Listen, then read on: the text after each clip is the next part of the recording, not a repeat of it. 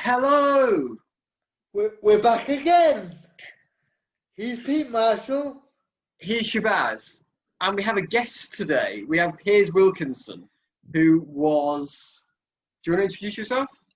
Hi, I'm Piers. Up until very recently, I was the Disabled Students Officer at the National Union of Students, where I represented about 7 million students in the UK, but primarily the disabled ones, because we're awesome. And I've moved on from that position, and I freelance for a organisation called Diversity and Ability as their Higher Education and Student Partnerships Coordinator, which is a fantastic title to put on a CV. But we've got you predominantly because we were fascinated to hear kind of a more disability activist perspective on the algorithm and all of that wonderfulness that the Conservative government did the bare minimum on. So yes. So, yes, that wonderful algorithm. Just for people's knowledge as well, I studied physical oceanography and did my thesis on extreme value theory. So algorithms are very much my cup of tea. So being able to say that this algorithm was a pile of crap, and the algorithms don't evolve naturally. They are created and designed by an individual or individuals that work on it. And this algorithm was designed... I thought algorithms were like coral. They just or like a forest. They just kind of sprouted, and then you just have to use them when they grow. That's how I suppose the Conservatives want us to feel about this algorithm. Oh, it just happened to disadvantage disabled students and people of colour. It just happened to put wealthy elite people in a better position to enter higher education. We just happen to have 0 people at Eton having a single grade downgraded. You know, like all of these coincidences, of course, couldn't be explained by systemic barriers within the higher education system that the algorithm was based off of, and within the tertiary sector as well, within further education and GCSEs as well, secondary education. You know, for example, we know disabled students don't have a right to enter any secondary school that they like. The secondary school has the reasonable, so-called reasonable decision to say, we can't accommodate you as a disabled person, please find another school. So your selection of secondary school is limited to those that will take you. When you get to further education, you have similar sort of issues where you have to choose a college that can accept you, that can support you in your needs. And that is if you are identified as a disabled person, as a disabled student from the get-go. We know that, for example, particularly for autistic women, that diagnosis happens very, very late compared to the sort of normalized autism traits for men. So you can be in your late 20s or even early late 30s before you get a formal diagnosis to then be able to access the resources that you need. So we have disabled students already facing barriers because of the nature of adjustments and support in entering and choosing schools and colleges that we know were what was the algorithm was based off of to determine what grade you got. So if you're already being forced to choose from the worst so-called schools and colleges, you will be predetermined by that algorithm to get a lower grade. And on top of that, you have the issue of attainment-related stuff, and you have the issue of not being identified as disabled by the system, and therefore ineligible for support. So you will be achieving lower grades than what you actually deserve. You will be achieving, facing barriers in just doing the things, jumping through the hoops. Every student ever in the last 2 decades that has gone through school and gone through college knows that you are jumping through exam hoops. You're not learning. And those exam hoops are not designed for disabled people.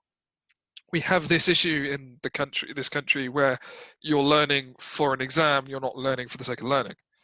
So if that exam was never going to be accessible for you, therefore your mock, which is based off of the exam, you are going to get a lower grade.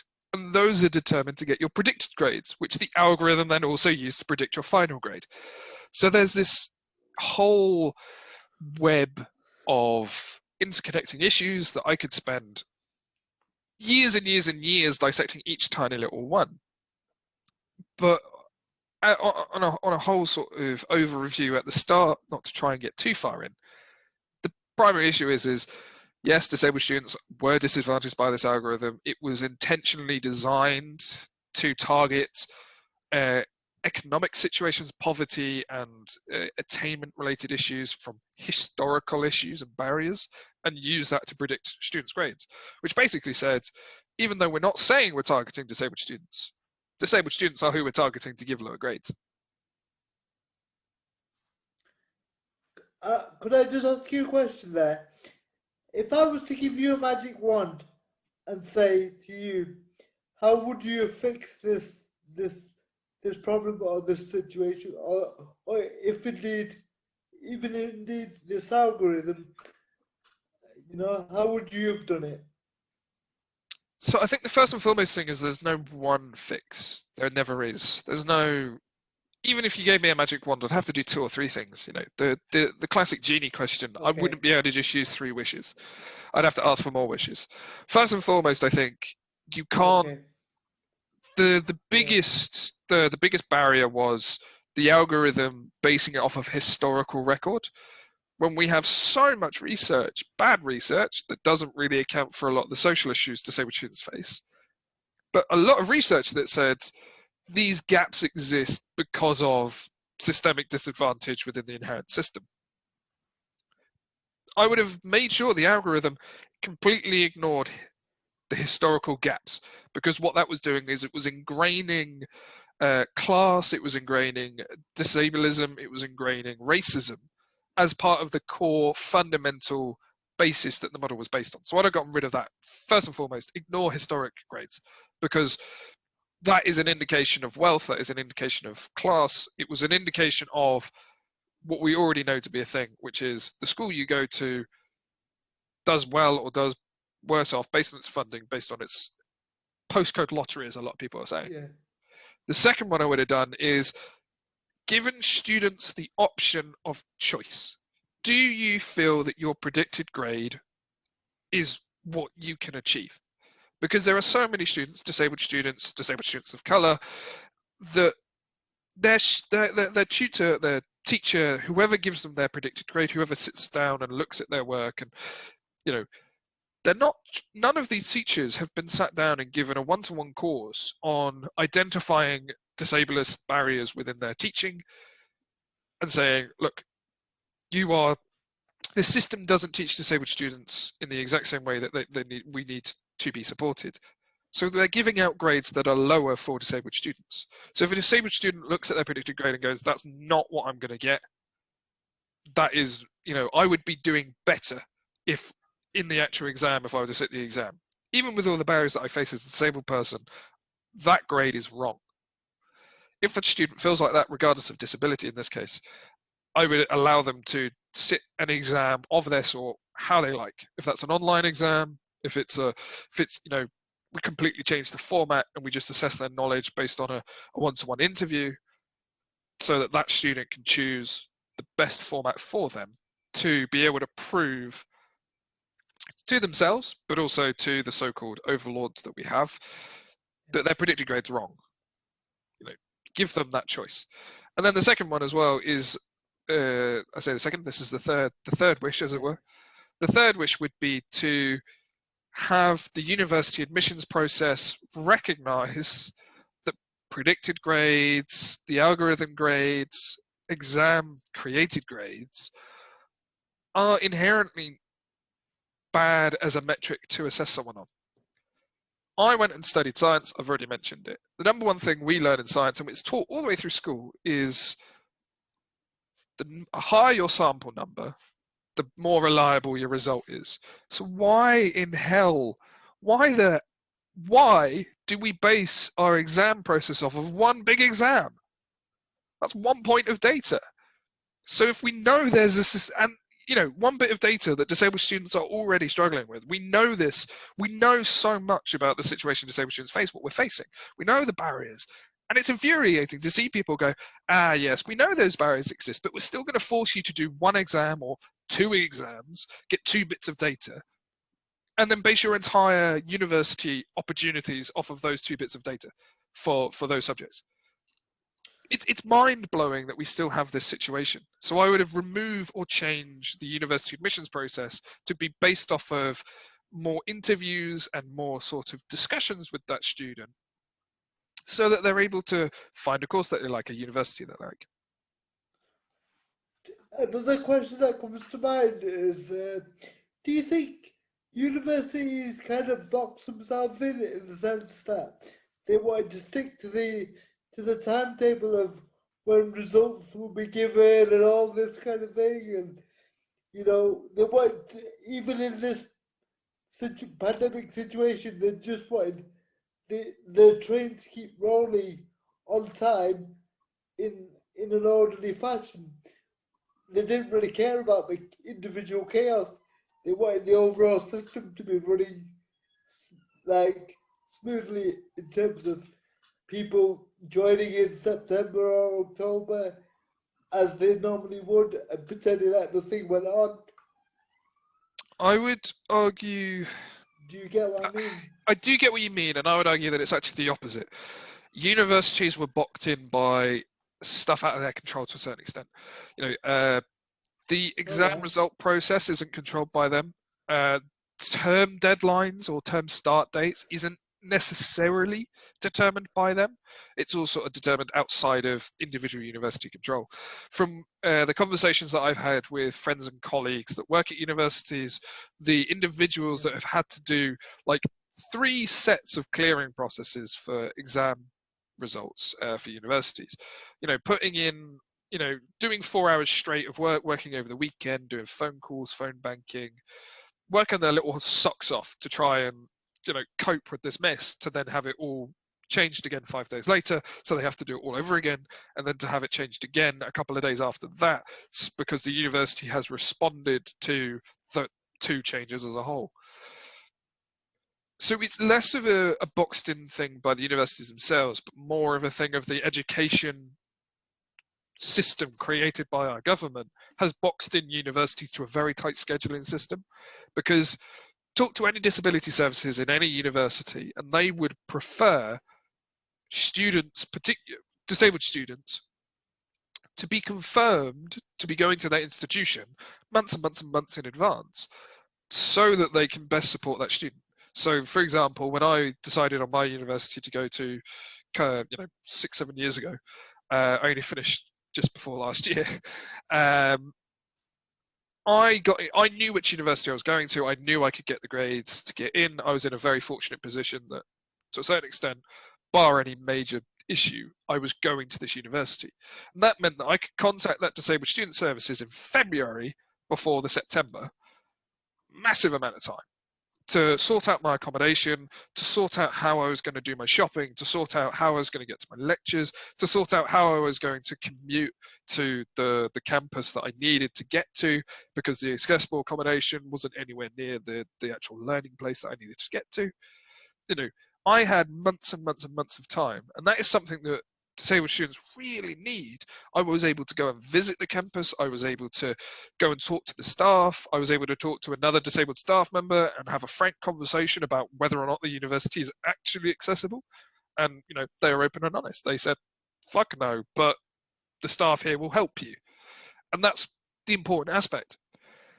Because of the results being where they are, because of how close the start term date is, it's always a rush. The system has always been in a rush. So not only are disabled students disadvantaged by not having had the opportunity to visit these institutions because of the pandemic, their results have been changed because of the pandemic. The algorithm has screwed them, meaning that they now have to choose a different university to what they'd researched. And that is a systemic issue that really, really, really needs to be addressed, because we know from research that disabled students don't choose their higher education institution off of the best course, the best employment outcomes, the best teaching.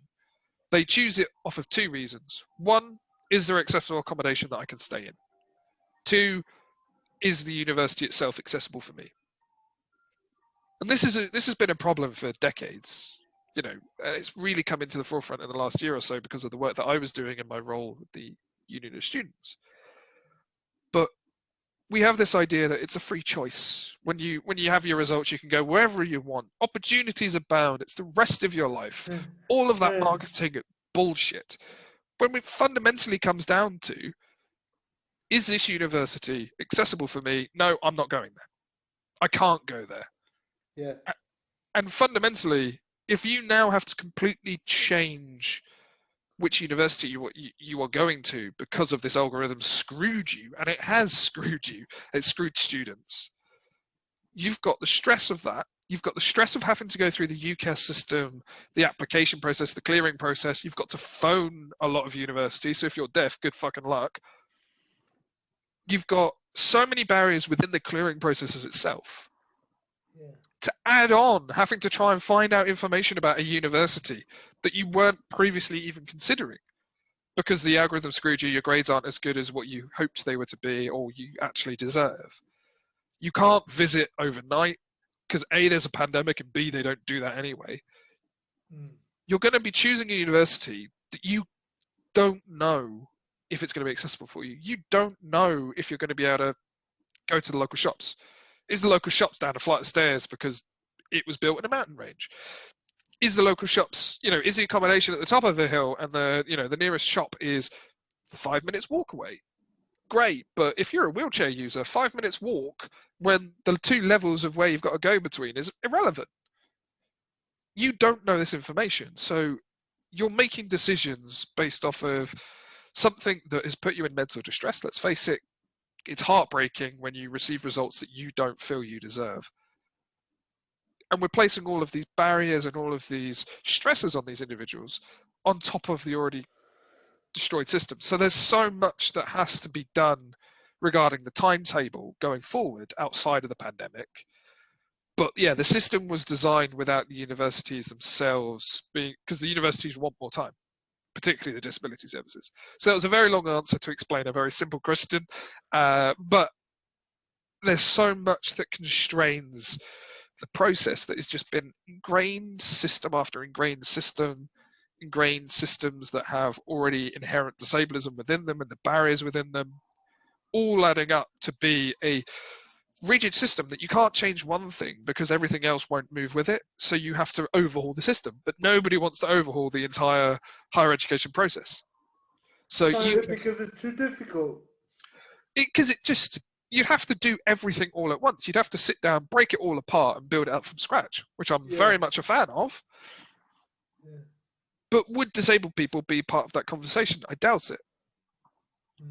So is there any kind of university ranking system around accessibility, or what kind of databases might there be? Is there any push for a database around accessibility? So and again, there's guides and resources online that sort of, and student testimony as well, student responses that sort of give a picture of what accessibility is like. You have so many, to put it bluntly, clapped systems of metrics of, like deciding what's accessible based on minimum requirements and then, ranking them based off of that. But ask any of us, any disabled person in this country, when you hear the word accessible, do you trust it? Number of times that I've gone to a pub and they've said, oh yeah, we're really accessible. And I'm like, no. Do you have an accessible toilet? Are you fuck? No, but you can get in. I'm like, well, it's a pub. I'm going to be drinking. I'm going to need a piss. You're not accessible if I can't. Well, unless you allow me to, go on like the potted plant in the corner or something. Yeah. Like, even though there are some things out there where there isn't something that is trustworthy or reliable for every disabled student, but there's also the issue of every disabled person's different, every need is different. So even if there was a list of what's accessible or what institution is the best performing, it very much is dependent on your impairment type. So there's some really good universities if you're deaf or hard of hearing. Wolverhampton, for example. There's some really good universities if you are into sport, disability sport, and have a mobility impairment, for example, Loughborough. but they're very specialist in areas that they're already specialist on. Loughborough is known as the sports university. Wolverhampton has a very good audiology department to a certain extent, audiology research department, and they have a precedent of having deaf and hard of hearing disabled students. So even if there was a system in place, it wouldn't be reliable, I don't think. And really, I think the onus should be on the university to openly declare what they're good at and what they're not good at as part of the process of prospectus. It should say in your prospectus, it should say what the course requirements are. It's got your grades. It's got, the field trips that you're going to go on. It's got, the number of hours you're going to spend with contact hours sometimes. It's got lots of information there, but it's got absolutely nothing about how accessible the course is. What format are the lectures given in? Are you going to have 400-seat lecture theatre, or is it all going to be seminars? What buildings are they in? Is it a wheelchair accessible building? Have all the hearing loops been tested? All of that information isn't even recorded within the university itself, let alone given on the prospectus. So it should be on the university to advertise it. So how do we go about changing that? Who do we lobby? Who do we speak to? I think first and foremost, the people to lobby can't happen until we get a truly grassroots movement with disabled students. It's so fragmented in the country at the moment. For example, the National Union of Students actually cut my position. So I am the last Disabled Students Officer for the foreseeable future. Hopefully they reinstate it within a year or so, or maybe 2 years. But there is no national disabled student voice at the moment. And that is incredibly important. If we've not got national representation, it's very difficult to organise nationally within England. Forgetting the fact that Wales, Scotland, Northern Ireland and England all have very different institutional and lobbying and governmental politics stuff. So I think the first thing is to build a grassroots movement first. It's already there to a certain extent. It just needs connecting up. It needs that solidarity. It needs that move. It needs the thing that a lot of disabled people and organisations also need. Not to say that our sector as a whole is perfect, but once we've got that, the people to lobby are the universities themselves, the Office for Students, and the Department for Education, because the Office for Students is the independent sort of body that looks after higher education. The Department for Education is primarily the people that control education. It's in their name. They're also the people that look after Disabled Students Allowance and sort of convene the process, that restricted timeline. And then obviously universities themselves are all independent. They're all autonomous. They do have oversight from the OFS, but they all have control. And it's so clear from the sector. It's just like when a vice chancellor has a passion for making their university inclusive, unsurprisingly, that university shoots up in its inclusion and accessibility. And it shouldn't be based off of a potluck as to whether or not your vice chancellor gives a shit about you as a disabled student. My colleague Jeff Layer, who's the vice chancellor of Wolverhampton University, he is incredibly passionate about inclusion of disabled students.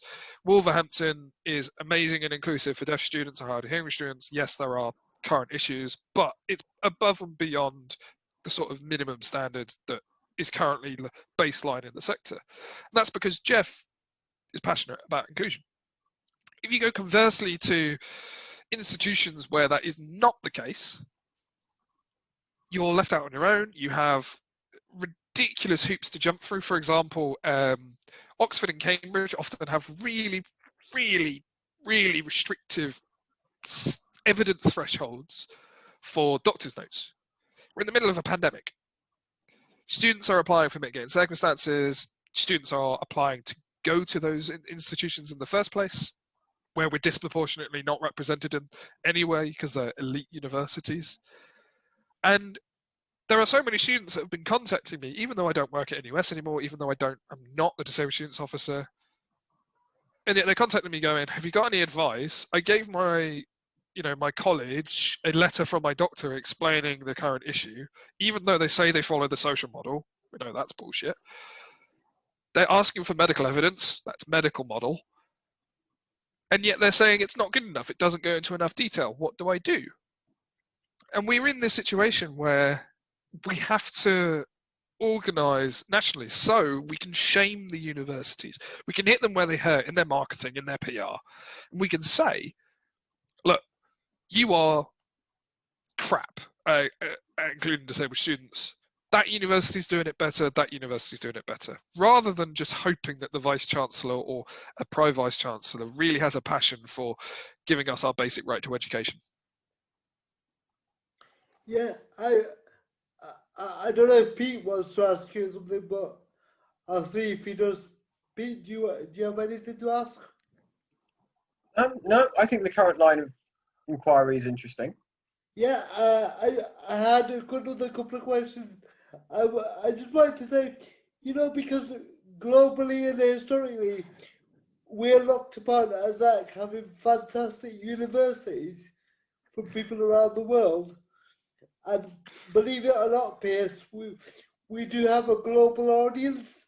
So I want you to tell them how good the universities are in relation to disabled people.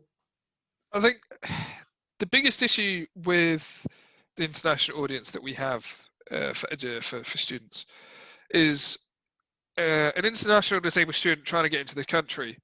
That's your big priority as a disabled person, because the Home Office will just hit you with you'll be a burden on the NHS and you won't be allowed in. There are so many cases where disabled students internationally have been given scholarships to attend the most prestigious universities in the country. The university's like, yep, we've put everything in place, it's going to be fantastic, we can't wait for you to register. But the Home Office won't grant them a student visa because they're disabled. And then they miss their registration for start of classes, they lose their scholarship and they can't reapply because they were awarded a scholarship, they just didn't turn up. So the primary issue is being allowed in the country in the first place to study. It's such a nightmare system which is incredibly disablist that whether you're a student or not, getting into this country as a disabled person is incredibly difficult. But the universities themselves, I would say there are some colleges within universities that are amazing.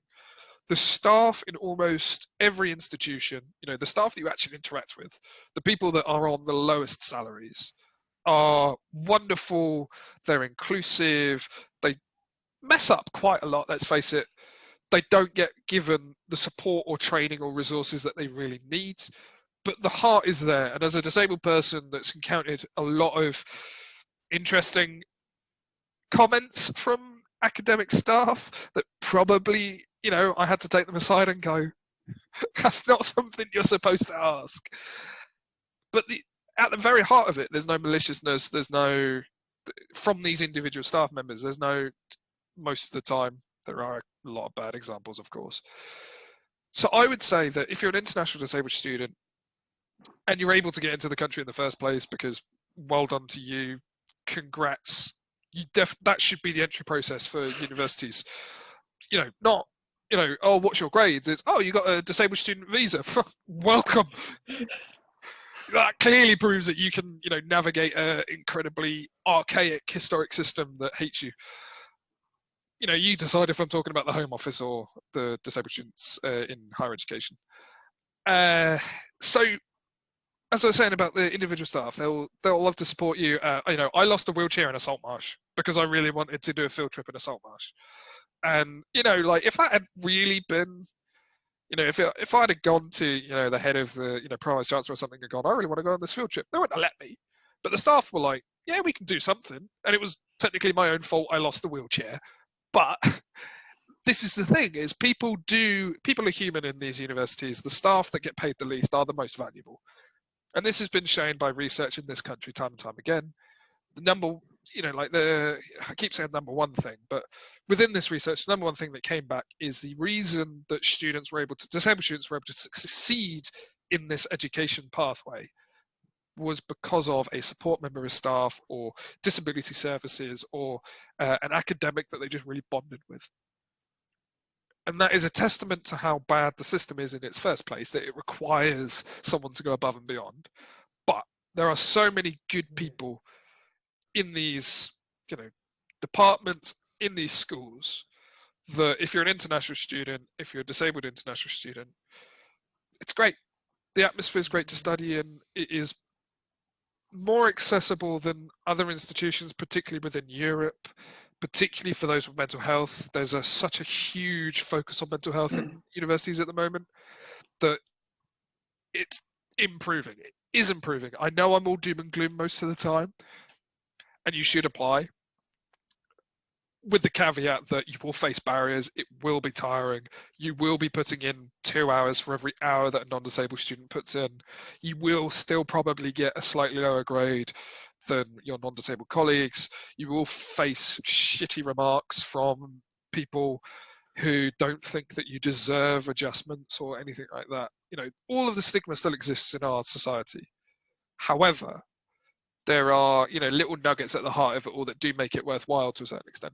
I will say two things. First off, I think that that on British education versus others, certainly from an autistic perspective, like actually many of the ideas and many of the theories are actually fairly mainstream. Like, actually, it's relatively easy to get into some very pro-autistic to get into some very pro-autistic discussions. And and in other countries in Europe, that is not the case. And in other parts of the world, that is not the case. So honestly, from that perspective, it's worth it hypothetical. I think there's an interesting discussion about, you were saying about, you'll work harder and get lower grades. Like, what's the data on that? So there's a report from Bristol University called, if I remember rightly, it's called Getting Things Changed, which basically the research found that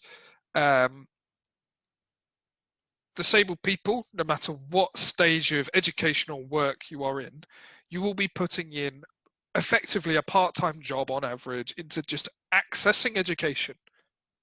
So accessing your work, accessing the adjustments that you need to be able to do the work in the first place. So you will be doing full-time study, part-time study if that's your thing, but you will be basically having a part-time job just doing the administration work to access the basic rights and adjustments that you deserve, which is not even including the fact that these adjustments don't equal parity. You will take longer to do the task in and of itself, which is why a lot of universities have, for some disabled students, some institutions have sort of a blanket extension policy. So you can just say, look, I'm spending more time on this than I previously thought I would. I need a week extension. No evidence requirement, self-certified. There you go. We know you're a disabled student struggling. Tick. So there's the Getting Things Changed research that just says the admin alone is a part-time job.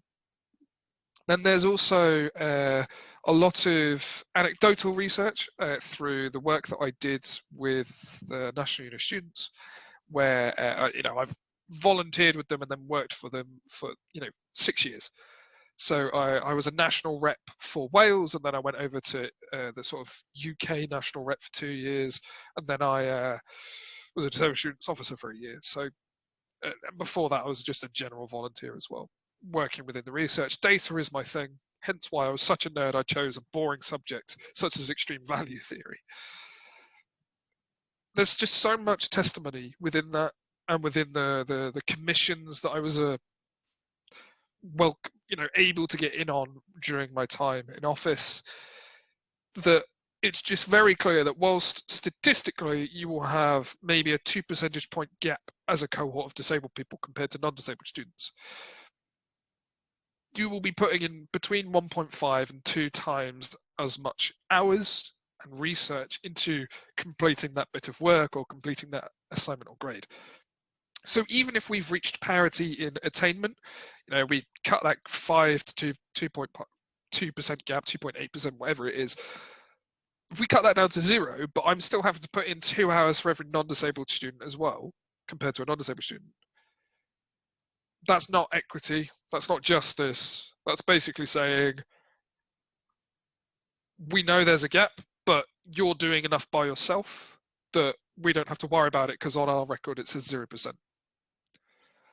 And that is, I think, the area that the sort of the UK as a whole, the government, the Office for Students, the Department for Education, disabled people's organisations as well, and disabled students need to look at and say, look, okay, yeah, we're reaching equal grades, or we're getting close to equal grades, but are we reaching equality? Because there is this factorial issue of extra output in, extra admin work, extra work, often unpaid, regarding making things better for your institution, for other students as well, that means we don't have part-time jobs that help us pay for things that we want. We end up with greater debt at the end of it. You know, disabled students come out of university on average with higher debt if you're a UK resident.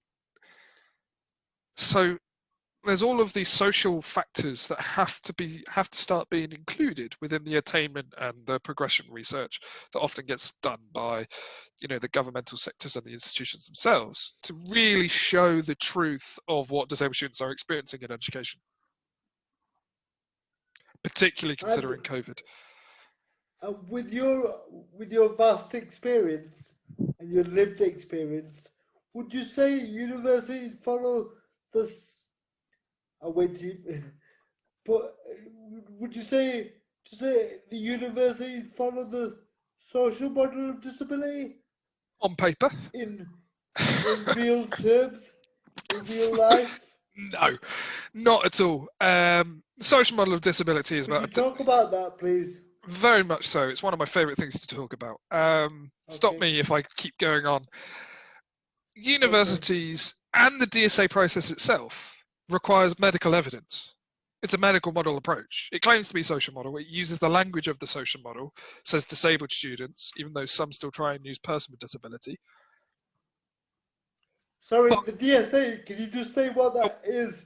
Yeah, sorry. I don't know. The DSA stands for Disabled Students Allowance. It's a loan/grant that disabled students that have meet a certain eligibility criteria. You know, let's face it, there's a lot of those sorts of things going about to apply for, that will provide funds for them to access equipment and resources and support whilst at university. For example, you can get a laptop, but you have to pay £200 towards it. You can get assistive technology such as screen readers. You can get transport assistance, for example, like taxis to get to and from lectures between your house, and that sort of thing. It will also pay for, sometimes, if you're recommended it by the entire process, mentor support and one-to-one support, particularly if you're neurodivergent, you will get, or you might be able to get support with a one-to-one mentor support just to help you sort of process the, you know, non-neurodiverse bullshit that you will face.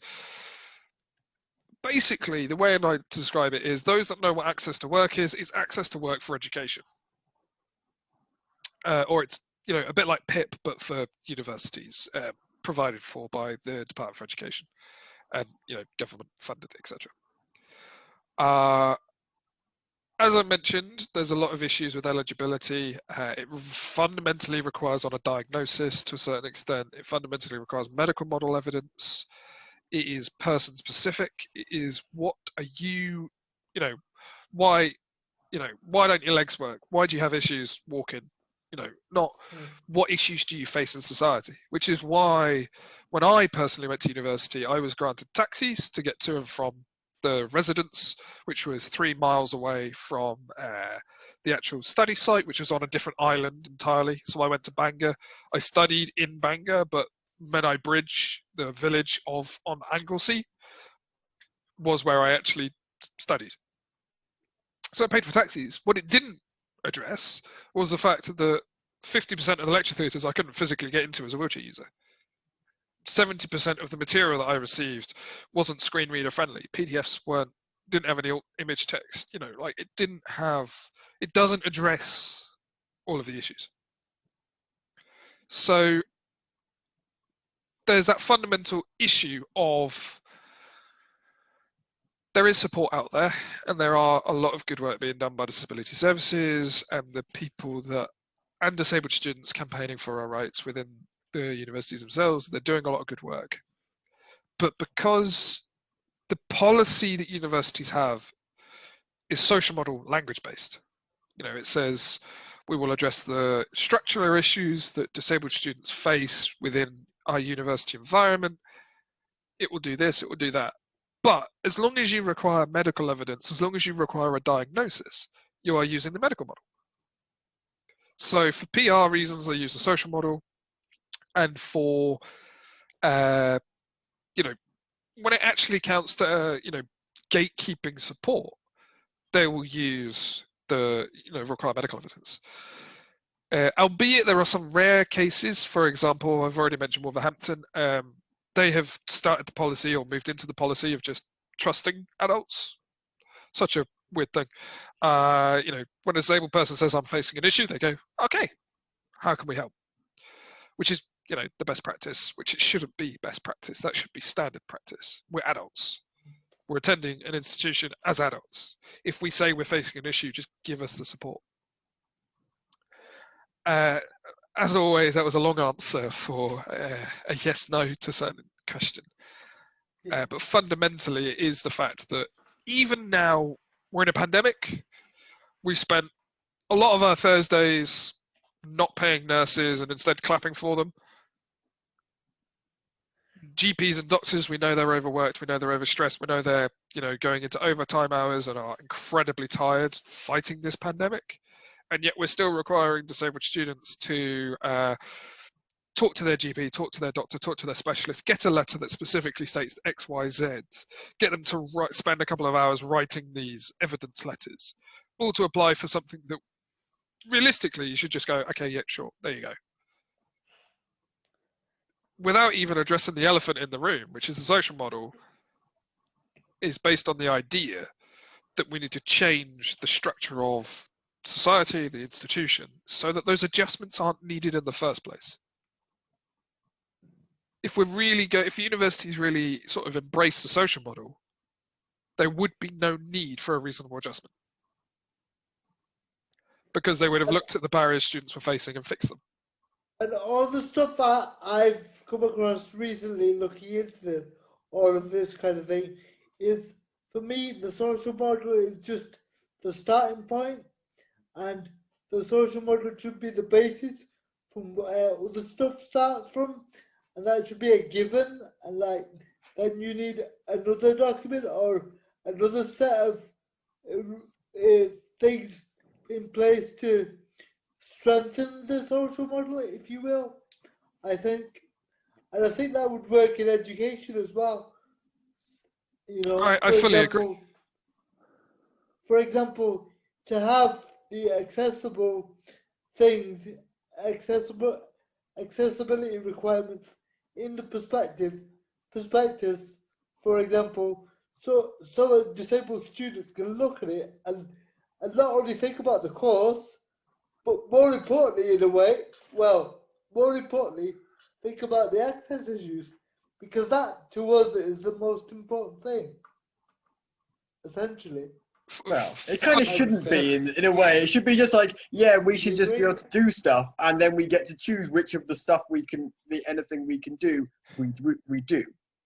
But assuming that that's not the case, yeah. I mean, if I was to have a magic wand, the things I would do is embed choice at the fundamental heart of everything in higher education. You choose what exam format you want for your module. You choose what learning format you want for your module. You choose the way in which you want to study, whether that be part-time, full-time, distance learning, commuter learning. What works for you shouldn't disadvantage you, and that choice should be at the heart of it. The second aspect is, as you said, the social model is just a starting platform. And we're not even there yet. We've got it written in policy, but the culture still needs to change. The culture of higher education is such an archaic system. We're still learning in a system that was designed by the frickin' Victorians. it needs to change. It needs to become modernized. And we've seen this rapidly change with COVID. This is something that I'm so thankful for that it's actually happening, but it pisses me off beyond belief that stuff that I've been campaigning and leading stuff on digital technology for, half a decade, 6 years now. And 6 years of fighting for access to online lectures, access to lecture recordings, access to accessible digital content. COVID comes along, non-disabled students need it, non-disabled staff need it. Oh, look, it's all of a sudden really easy to do. And the icing on the cake is it's not being done in a way that means that disabled students or disabled students can access it. So it's exasperating to have been fighting for these things that we've been told is not possible. We don't have the funding. For a pandemic, somebody comes along and suddenly they're affected. Non-disabled people are effective and, snap of the fingers, they're doing it. And that injustice has to be addressed. That is something that fundamentally universities need to apologise for, because they will have students that have been fighting whilst they've been studying. They might be in their PhDs. They might have only been fighting for 6 months, 7 months before the pandemic. And they will be pissed off because they've been, to a certain extent, gaslit by their university for years, saying, oh, it's not possible, we don't have the funding, we don't have the resources. We really want to do it, but it's just not in our capability. And then as soon as it affects people other than disabled people, it was suddenly possible. And I've already said that injustice has to be apologised for, it has to be rectified, but there has to be a reckoning in the higher education sector and the further education sector and the pre-16, the compulsory education sector, where the heads of equality inclusion departments sit down and say, look, how do we rebuild trust with disabled people? How do we fundamentally embed disabled people's rights and co-production into the way in which we progress forwards? And how do we ensure that this doesn't happen again, that this betrayal, to a certain extent, isn't repeated in 5 years' time or 20 years' time when another pandemic comes around or another systemic structural shake-up of the system comes along, such as the pandemic has caused? I mean, I think co-production is an entire topic unto itself, because it's done so badly so much of the time, and then just occasionally it's done amazingly, and then everyone's like, why can't this just be the norm? How is this a thing? But consultation's not co-production is my motto. Yeah, but I think we have to leave it there, because otherwise we'll be speaking for the next 3 days. And you have a party to go to, I think. I do. One of my very good friends, he's a staunch individual who has been fighting for disabled students' rights for 15, 16 years, I think, 20 years even. He's a very good friend and very close, just an all-round great guy, and it's his leaving do. So I have to shoot off to go and thank him and basically tell him that disabled students. He sat on, for example, DSA Quag as a trustee for a couple of years, 10 years even, 15 years even, which was the Oversight Quality Assurance Board for DSA. And, there's so much behind it. We're talking about disabled students, and there's so much behind the scenes work that he's been doing for 2 decades that I really have to go and say just how much I valued how much he did. And as a personal friend as well, he really likes pineapples for some reason. So if he hears this, awesome. I apologise unreservedly for embarrassing you, but he's someone that I do have to appreciate and thank, which is fitting for the end of this podcast. So anyway, goodbye from me, goodbye from Shabazz, and see you